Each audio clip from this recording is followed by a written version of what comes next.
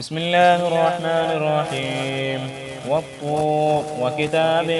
مسطور في رق منشور والبيت المعمور والسقف المرفوع والبحر المسجور إن عذاب ربك لواقع ما له من دافع يوم تمور السماء مورا وتصير الجبال سيرا فويل يومئذ للمكذبين الذين هم في خوض يلعبون يوم يدعون إلى نار جهنم دعا هذه النار التي كنتم بها تكذبون أفسحر هذا أم أنتم لا تبصرون اصلوها فاصبروا أو لا تصبروا سواء عليكم إنما تجزون ما كنتم تعملون إن المتقين في جنات ونعيم فاكهين بما آتاهم ربهم ووقاهم ربهم عذاب الجحيم كلوا واشربوا هنيئا بما كنتم تعملون متكئين على سرر مصفوفة وزوجناهم بحور عين والذين آمنوا واتبعتهم ذريتهم بإيمان ألحقنا بهم ذريتهم وما ألتناهم من عملهم من شيء كل امرئ بما كسب رهين وأمددناهم بفاكهة ولحم مما يشتهون يتنازعون فيها كأسا لا لغو فيها ولا تأثيم ويطوف عليهم غلمان لهم كأنهم لؤلؤ مكنون وأقبل بعضهم على بعض يتساءلون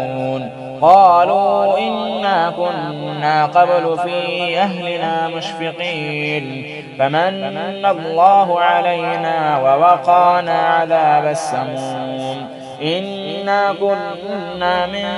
قبل ندعوه إنه هو البر الرحيم فذكر فما أنت بنعمة ربك بكاهن ولا مجنون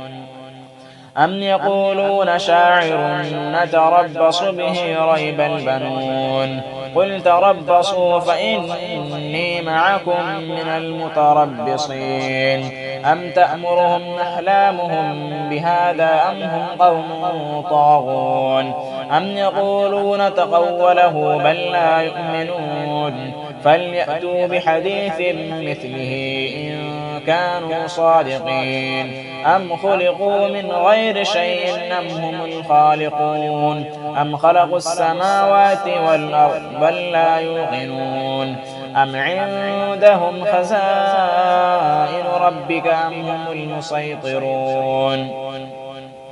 أم عندهم خزائن ربك أم هم المسيطرون أم لهم سلم يستمعون فيه فليأت مستمعهم بسلطان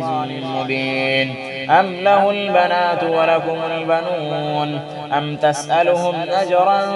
فهم من مغرم مثقلون أم عندهم الغيب فهم يكتبون أم يريدون كيدا فالذين كفروا هم المكيدون أم لهم إله غير الله سبحان الله عما يشركون وإن يروا كسفا من السماء ساقطا يقولوا سحاب